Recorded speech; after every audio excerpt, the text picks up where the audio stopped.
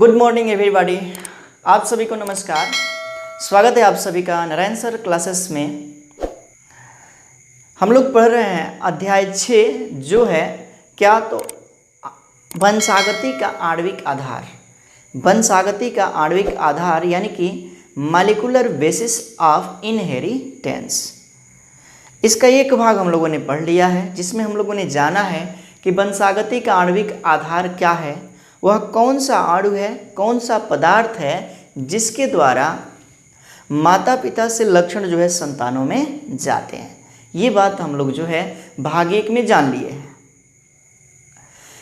वहाँ पर हम लोगों ने ये भी जाना कि वंशागति का जो आणविक आधार होता है वो न्यूक्लिक अम्ल होता है। न्यूक्लिक अम्ल 2 प्रकार का, डीएनए और आरएनए, और डीएनए ही आनुवांशिक पदार्थ होता है, ये भी हम लोग जान लिए थे। डीएनए आनुवांशिक पदार्थ होता है, इसकी पुष्टि करने के लिए कई वैज्ञानिकों ने इस पर प्रयोग किया और सिद्ध किया कि डीएनए ही आनुवांशिक पदार्थ होता है। डीएनए ही क्या होता है तो आनुवांशिक पदार्थ होता है, यानी कि डीएनए के ही द्वारा जो लक्षण होते हैं माता पिता से संतानों में जाते हैं, डीएनए के ही कारण। उसी प्रयोगों को हम पढ़ रहे थे और वहाँ पे एक प्रयोग हम लोगों ने पढ़ा था जो था ग्रिफिथ का रूपांतरण प्रयोग। खूब अच्छे से हमने वहाँ पे बताया था कि ग्रिफिथ ने रूपांतरण प्रयोग के लिए जिस जीवाणु का प्रयोग किया था वो स्तनधारियों में निमोनिया रोग उत्पन्न करने वाले जीवाणु का प्रयोग किया था, बैक्टीरिया का प्रयोग किया था। ये बैक्टीरिया कौन है तो न्यूमोकोकस तथा डिप्लोकोकस निमोनी। न्यूमोकोकस तथा डिप्लोकोकस निमोनी जीवाणु पर उन्होंने अध्ययन किया। इसके 2 भेद प्राप्त किए थे, 2 विभेद प्राप्त किए थे। वहाँ पे हमने बताया था 2 विभेद कौन कौन से थे, तो एक था एस स्ट्रेन और दूसरा है आर स्ट्रेन। एस स्ट्रेन और दूसरा क्या है तो आर स्ट्रेन। एस स्ट्रेन और आर स्ट्रेन 2 विभेद उन्होंने निमोनिया रोग उत्पन्न करने वाले बैक्टीरिया से प्राप्त किया था, जिसमें से हमने ये भी बताया कि जो एस स्ट्रेन है यही निमोनिया रोग उत्पन्न करता है, आर स्ट्रेन निमोनिया रोग उत्पन्न नहीं करता है। आर स्ट्रेन जो है यह विभेद अमोनिया रोग उत्पन्न नहीं करता है। वहाँ पे ग्रिफिथ बताने में असमर्थ रहे थे। ग्रिफिथ बताने में यह असमर्थ रहे थे कि वह पदार्थ कौन सा है जिसे कि आनुवांशिक पदार्थ कहा जाए। उन्होंने क्या किया था, इसको जो है बारी बारी से चूहे पर इंजेक्ट किया था। चूहे पर बारी बारी से इंजेक्ट किया था। सबसे पहले एस स्ट्रेन को चूहे से इंजेक्ट कराया था तो चूहा मर गया, यानी कि यही जो है क्या है रोग उत्पन्न करने वाला बैक्टीरिया है। आर स्ट्रेन से करवाया तो आर स्ट्रेन वाला चूहा जो है क्या हुआ, जीवित रहा, यानी कि यह जो है निमोनिया रोग उत्पन्न करने वाला नहीं है। यह बैक्टीरिया जो है निमोनिया रोग उत्पन्न करने वाला नहीं है। फिर उन्होंने क्या किया कि हीट किल्ड एस स्ट्रेन को गर्म करके मार दिया और उसको आर स्ट्रेन में मिलाया और फिर उसे जो है चूहे में इंजेक्ट कराया तो देखा कि चूहा मर गया। उन्होंने बताया कि एस स्ट्रेन से कोई पदार्थ आर स्ट्रेन में गया और आर स्ट्रेन एस स्ट्रेन में रूपांतरित हो गया, जिस कारण से उसे जो है चूहे में इंजेक्ट कराया गया और चूहे की मृत्यु हो गई। ये बात हम लोग कर चुके थे, लेकिन उन्होंने ये नहीं बताया कि एस स्ट्रेन से हीट किल्ड एस स्ट्रेन से कौन सा पदार्थ आर स्ट्रेन में आया। इसके बारे में उन्होंने कुछ भी नहीं बताया। वह पदार्थ क्या था, इस पदार्थ को जानने के लिए उन्हीं के प्रयोगों को आगे बढ़ाया 3 वैज्ञानिकों ने। वह पदार्थ क्या था, उन्हीं के प्रयोग को आगे बढ़ाने के लिए 3 वैज्ञानिकों ने उन्हीं के प्रयोग को आगे बढ़ाया और बताया कि आखिर में वह पदार्थ कौन सा था। ये 3 वैज्ञानिक कौन थे तो एवेरी, मैक्लॉयड व मैकॉर्टी। एवेरी, मैक्लॉयड व मैकॉर्टी। इन्होंने जो है ग्रिफिथ के प्रयोग के आधार पर ही अपना प्रयोग किया था। कौन कौन सा? तो कौन कौन सा? तो एवेरी, उसके बाद से मैकलॉयड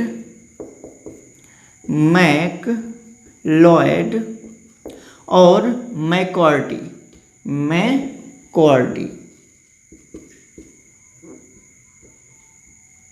मैकॉर्टी का प्रयोग उन्होंने क्या किया कि पता लगाने का प्रयास किया कि इस स्ट्रेन में से कौन सा पदार्थ गया, इस स्ट्रेन में से आर स्ट्रेन में किस पदार्थ का रूपांतरण हुआ। इसी पर इन तीनों वैज्ञानिकों ने प्रयोग किया और उसी प्रयोग को कहा जाता है एवेरी मैकलॉयड मैकॉर्टी का प्रयोग। बात समझ में आई? एवेरी मैकलॉयड मैकॉर्टी का प्रयोग। उन्होंने क्या किया कि एस स्ट्रेन बैक्टीरिया लिया। एस स्ट्रेन बताया गया है एस स्ट्रेन के बारे में। एस स्ट्रेन बैक्टीरिया लिया और इसमें से पदार्थों को अलग किया। इस स्ट्रेन में से पदार्थों को अलग किया। कौन कौन से पदार्थ? इसमें से प्रोटीन को अलग किया, कार्बोहाइड्रेट को अलग किया, और उसके बाद से इसमें से डीएनए को भी अलग किया। तीनों पदार्थों को अलग किया और उसके बाद से कांच के बर्तन में, कांच के पात्र में ये अपना प्रयोग किए। कंसेप्ट वही था इन लोगों का। क्या? किसका? तो ग्रिफिथ का ही कंसेप्ट था, लेकिन कांच के पात्र में उन्होंने अपना प्रयोग किया। ये एवेरी मैकलॉयड और मैकॉर्टी तीन कांच का ये पात्र लिए, तीन कांच का पात्र ये लिए और उन्होंने क्या किया कि तीनों पात्र में रखा आर स्ट्रेन। कौन सा स्ट्रेन? तो आर स्ट्रेन। इसमें भी आर स्ट्रेन, इसमें भी आर स्ट्रेन। उसके बाद से उन्होंने क्या किया कि एक में जो है प्रोटीन मिलाया। क्या मिलाया? तो प्रोटीन। दूसरे में जो है एस स्ट्रेन का कार्बोहाइड्रेट मिलाया और तीसरे में जो है एस स्ट्रेन का क्या मिलाया? तो डीएनए मिलाया। एस स्ट्रेन का डीएनए मिलाया और उसके बाद से प्रयोग किया तो क्या देखा कि इसमें जो है कोई एस स्ट्रेन नहीं बना, कोई एस स्ट्रेन नहीं बना। जो प्रोटीन मिलाया गया आर स्ट्रेन में, तो आर स्ट्रेन का एस स्ट्रेन में रूपांतरण नहीं हुआ। उसी प्रकार से कार्बोहाइड्रेट को आर स्ट्रेन में मिलाया गया तो इसमें भी कोई एस स्ट्रेन नहीं बना, लेकिन डीएनए को आर स्ट्रेन में मिलाया गया तो कुछ आर स्ट्रेन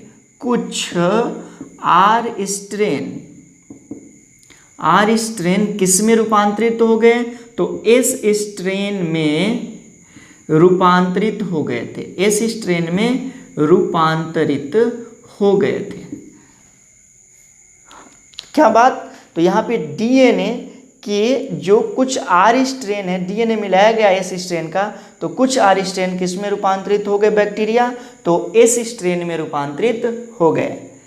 आइए अब यहाँ पे देखते हैं, प्रोटीन यदि आनुवांशिक पदार्थ होता, तो प्रोटीन आर स्ट्रेन से मिल करके एस स्ट्रेन में परिवर्तित हो जाता। आर स्ट्रेन बैक्टीरिया को एस स्ट्रेन में परिवर्तित कर देता, लेकिन ऐसा नहीं हुआ। यानी कि प्रोटीन क्या है? आनुवांशिक पदार्थ नहीं है। यहाँ से पुष्टि हो जाता है, इस प्रयोग से यह हो जाता है, यह सिद्ध हो जाता है, यह प्रूफ हो जाता है कि आनुवांशिक पदार्थ डीएनए ही है, क्योंकि डीएनए को मिलाया गया आर स्ट्रेन में। किसका डीएनए? एस स्ट्रेन का। तो यहीं पे कुछ R strain S strain bacteria में रूपांतरित हो गए, एस स्ट्रेन बैक्टीरिया में रूपांतरित हो गए। बात समझ में आई? तो यानी कि डीएनए ही क्या होता है? आनुवांशिक पदार्थ होता है, प्रोटीन नहीं होता है। यहाँ से सिद्ध हो गया, क्योंकि प्रोटीन में यदि प्रोटीन रहता आनुवांशिक पदार्थ तो प्रोटीन यदि मिलाया जाता आर स्ट्रेन में तो वह जो है एस स्ट्रेन बैक्टीरिया में परिवर्तित हो जाता, लेकिन ऐसा नहीं होता है। यानी कि प्रोटीन आनुवांशिक पदार्थ नहीं होता है, आनुवांशिक पदार्थ डीएनए होता है। इस प्रयोग से हमें यह सिद्ध हो गया। अब जो है सर्वमान्य प्रमाणित, किसके द्वारा प्रमाण दिया गया कि डीएनए ही आनुवांशिक पदार्थ होता है। सर्वमान्य सिद्ध, सर्वमान्य रूप से सिद्ध किसने किया? तो इसका प्रयोग हम जानेंगे। अगला प्रयोग आएगा कौन सा? तो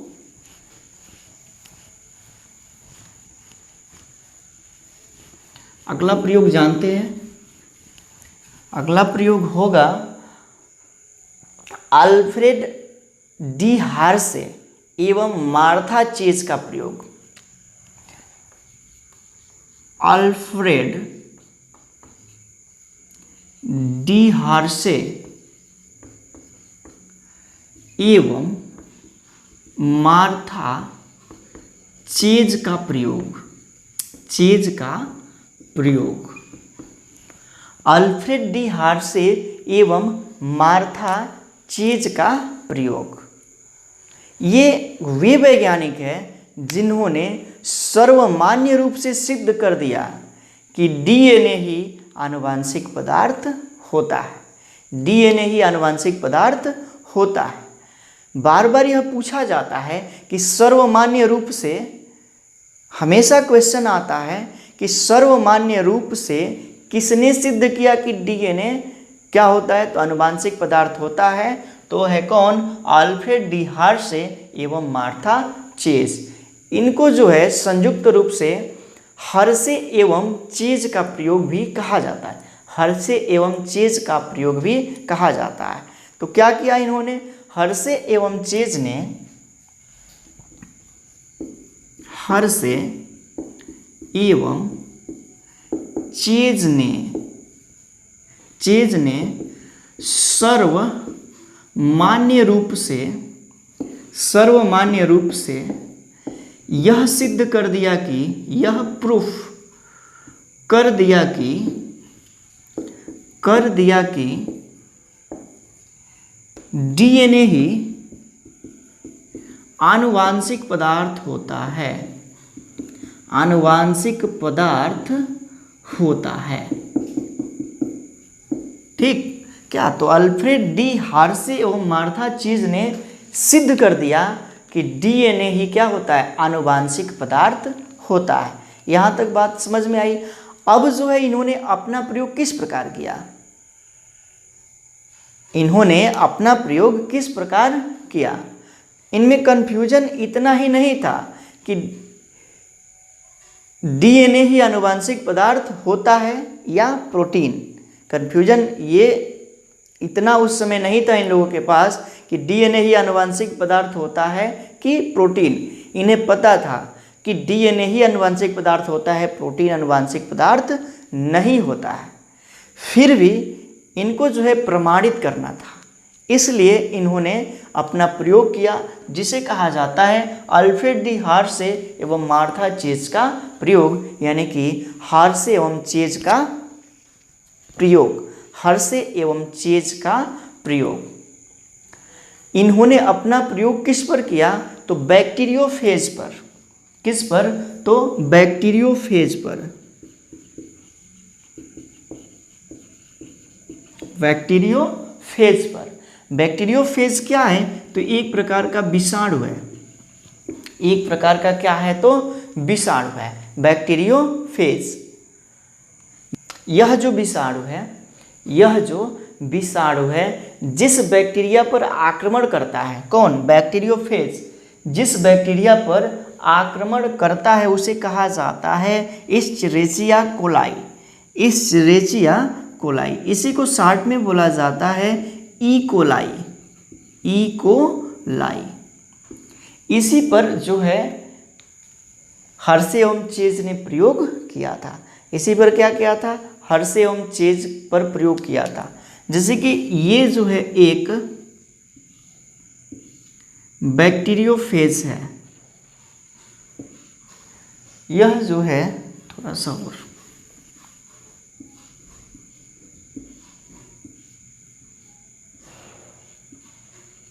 यह जो है एक क्या है तो बैक्टीरियोफेज है। यह जो है एक क्या है तो बैक्टीरियोफेज है और इसका जो है यहाँ पे क्या है तो डीएनए है। इसका जो है यह डीएनए है, क्या तो डीएनए। अब जो है उन्होंने क्या किया तो ई कोलाई बैक्टीरिया में इसका इंजेक्ट किया। इस बैक्टीरिया का जो है ये डीएनए है बैक्टीरिया का, और उसके बाद से ये जो है किसका है, यह जो है इस बैक्टीरियोफेज का डीएनए है, बैक्टीरियोफेज का डीएनए है।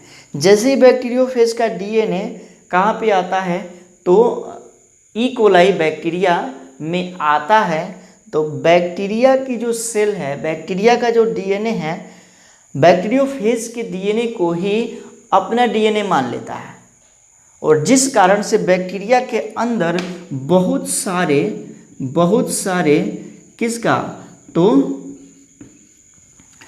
बैक्टीरियोफेज का निर्माण हो जाता है, बहुत सारे बैक्टीरियोफेज का निर्माण हो जाता है। यानी कि यहाँ पे बैक्टीरियोफेज की वृद्धि होने लगती है। क्यों? क्योंकि बैक्टीरियोफेज का डीएनए जो है आता है बैक्टीरिया में, और बैक्टीरिया का डीएनए उसे अपना ही डीएनए मान लेता है, और इससे क्या होता है कि बैक्टीरियोफेज के डीएनए में वृद्धि होने लगती है। किसके अंदर तो ई कोलाई बैक्टीरिया के अंदर। अब देखिए हर्शे एवं चेज को पता था कि डीएनए में फास्फोरस होता है। हर्शे एवं चेज को पता था, क्या पता था कि डीएनए में क्या होता है तो डीएनए में फास्फोरस होता है, डीएनए में फास्फोरस होता है, फास्फोरस यानी कि पी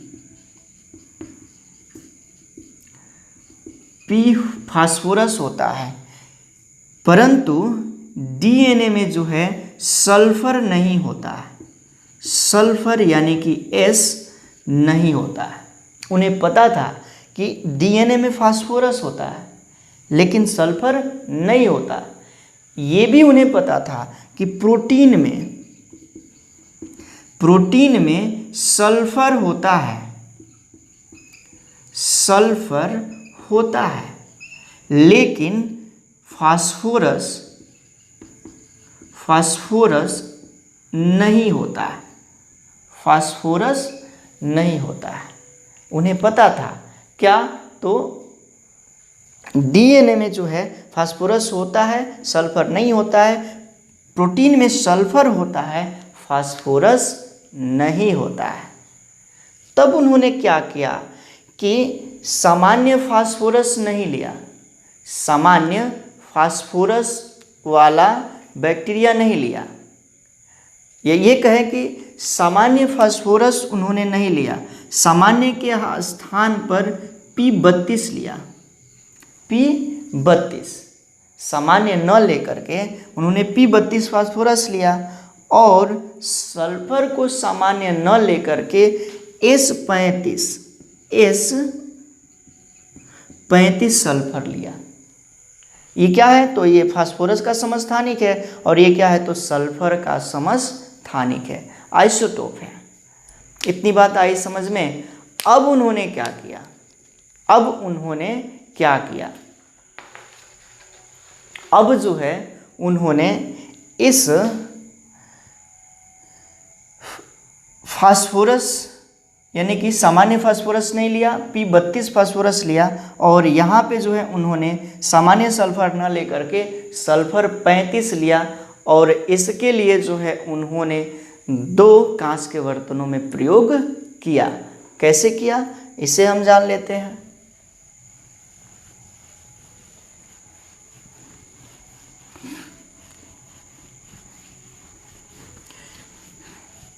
दो कांच के बर्तनों में 2 माध्यम बनाया, 2 माध्यम तैयार किया।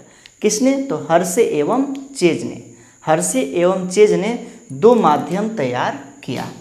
देखिए यह एक माध्यम है और यह एक माध्यम है। उन्हें पता था कि क्या डीएनए में जो है फास्फोरस होता है लेकिन सल्फर नहीं होता है। उसके बाद से प्रोटीन में जो है सल्फर होता है, फास्फोरस नहीं होता है। तो उन्होंने जो है सामान्य के स्थान पर P32 का प्रयोग किया, फास्फोरस 32 का, और प्रोटीन में जो है सामान्य सल्फर के स्थान पर S35 का प्रयोग किया, S35 का प्रयोग किया और दो माध्यम उन्होंने तैयार किया। क्या? दो माध्यम, और दो माध्यमों में रख दिया बैक्टीरियोफेज को। ये क्या है? तो बैक्टीरियोफेज है, यानी कि बैक्टीरियोफेज।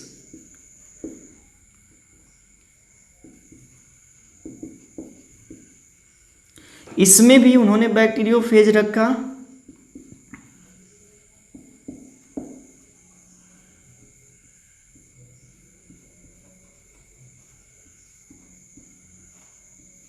बैक्टीरियोफेज दोनों में रखा।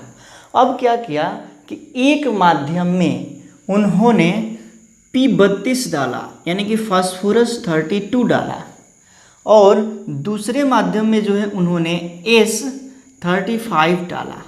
ठीक, तो यहाँ पे जो बैक्टीरियोफेज बनेगा, यहाँ पे जो बैक्टीरियोफेज बना, यहाँ पे जो बैक्टीरियोफेज बना, इसके डीएनए में P32 बना, यानी कि फास्फोरस 32 बना, और यहाँ पे जो डीएनए बना, डीएनए कर रहे हैं बैक्टीरियोफेज, यहाँ पे जो बैक्टीरियोफेज बना, इसके डीएनए में जो है क्या है? तो सल्फर 35 आया, सल्फर 35 इस बैक्टीरियोफेज में सल्फर 35 आया। यहाँ तक बात समझ में आई कि उन्होंने दो माध्यम तैयार किया। एक माध्यम में उन्होंने P32 सामान्य न डाल करके P32 डाला, तो ये बैक्टीरियोफेज का डीएनए में फास्फोरस 32 वाला डीएनए प्राप्त हुआ। दूसरे माध्यम में जो है सामान्य सल्फर न डाल करके जो है S35 डाला, यानी कि ये सल्फर के समस्थानिक है, ये फास्फोरस के समस्थानिक है। तो इसमें क्या किया? S35 डाला, तो इसका जो डीएनए बना वो किस प्रोटीन वाला बना? तो S35 प्रोटीन वाला बना। अब देखिए, ये जो बैक्टीरियोफेज है, बैक्टीरियोफेज, ये जो बैक्टीरियोफेज है, इसके डीएनए में फास्फोरस 32 है, फास्फोरस 32 है, लेकिन इसका प्रोटीन में S क्या है? तो नॉर्मल है। S यानी कि सल्फर क्या है? तो नॉर्मल है, S नॉर्मल है। इसके बैक्टीरियोफेज में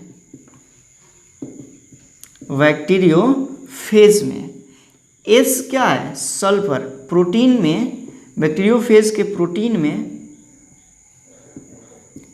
में S जो है 35 है, और इसके डीएनए में जो फास्फोरस है वो नॉर्मल है। फास्फोरस जो क्या है? वह नॉर्मल है। बात यहाँ तक समझ में आया? फास्फोरस क्या है? तो नॉर्मल है। अब जो है इसका एक स्क्रीनशॉट लीजिए, इसको मिटाएंगे हम। अब जो है क्या किया कि P32 वाले जो बैक्टीरियोफेज है और S35 वाले बैक्टीरियोफेज है, इसका जो है क्या करवाया? तो बैक्टीरिया में, ई कोलाई बैक्टीरिया में प्रवेश कराया, ई कोलाई बैक्टीरिया में इसे प्रवेश कराया। ये जो है ई कोलाई बैक्टीरिया है, और ये जो है क्या है? E coli bacteria. बैक्टीरियोफेज क्या होता है? बैक्टीरियोफेज वह विषाणु है जो बैक्टीरिया पर आक्रमण करता है, बैक्टीरिया को नष्ट करता है। ये बात याद रखे रहिए। तो क्या हुआ यहाँ पे? बैक्टीरिया का अपना डीएनए होता है। बैक्टीरिया का कौन सा बैक्टीरिया है? तो ई कोलाई। अभी बताया गया ई कोलाई के बारे में। ये भी क्या है? तो ई कोलाई। ठीक, ये बैक्टीरिया है। अब जो है ये इंजेक्ट करेगा बैक्टीरियोफेज, तो इसमें इसका डीएनए आएगा ई कोलाई में, इसका भी डीएनए यहाँ पर आएगा। ठीक, डीएनए आएगा। अब क्या करता है कि ये जो बैक्टीरिया का जो डीएनए है वह समझ लेता है कि बैक्टीरियो वाला फेज भी इसी कोशिका का डीएनए है। और क्या होता है कि यहाँ पे इस बैक्टीरियोफेज के डीएनए में द्विगुणन होता है, यानी कि वृद्धि होती है, और बहुत सारे क्या बनेंगे यहाँ पे, तो बहुत सारे जो है बैक्टीरियोफेज बनेंगे।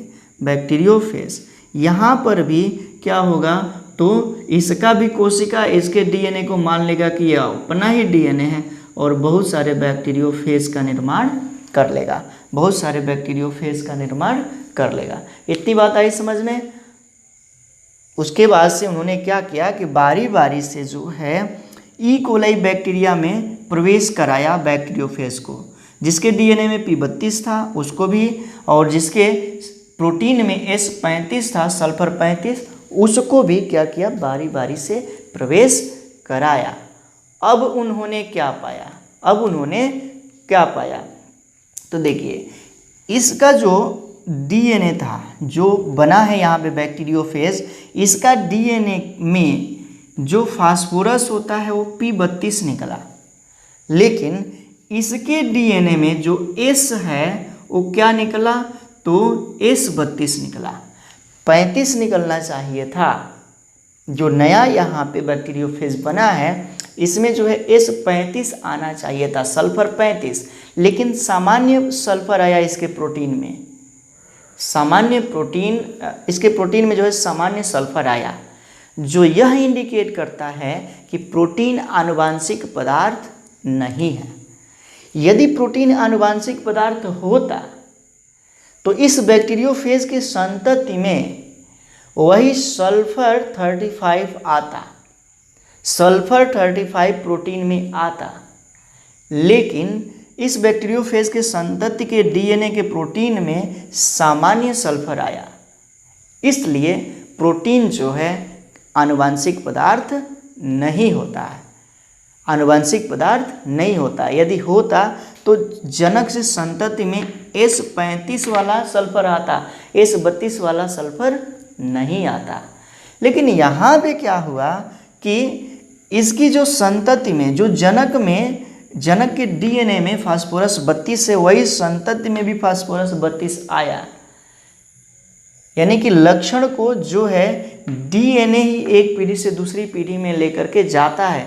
जो यह प्रयोग इंडिकेट करता है कि डीएनए ही आनुवांशिक पदार्थ होता है, जो माता पिता से संतानों में लक्षणों को लेकर के जाता है। डीएनए ही माता पिता से संतानों में लक्षणों को लेकर के जाता है। तो हर्षे एवं चेज ने सर्वमान्य रूप से प्रूफ कर दिया कि डीएनए ही आनुवांशिक पदार्थ होता है। हर्षे एवं चेज ने सर्वमान्य रूप से यह प्रूफ कर दिया कि डीएनए ही क्या, डीएनए ही आनुवांशिक पदार्थ होता है, आनुवांशिक पदार्थ होता है, प्रोटीन नहीं होता है। बात समझ में आई कि आनुवांशिक पदार्थ क्या होता है, तो डीएनए ही होता है। यह सर्वमान्य प्रूफ किसने किया, तो हर्षे एवं चेज ने। एग्जामिनेशन में पूछता है, नीट में भी पूछता है, बोर्ड एग्जाम में भी पूछता है, अन्य कंपटीशन एग्जाम में भी इसको पूछता है कि बताइए सर्वमान्य रूप से किसने सिद्ध किया, किसने प्रूफ किया कि डीएनए ही आनुवांशिक पदार्थ होता है।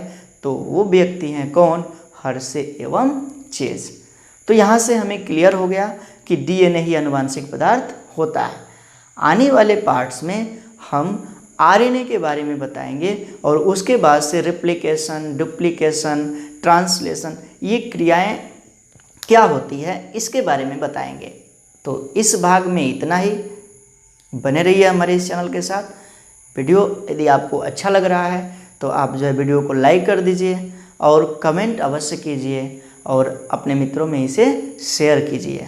मिलते हैं इस अध्याय के अगले पार्ट के साथ।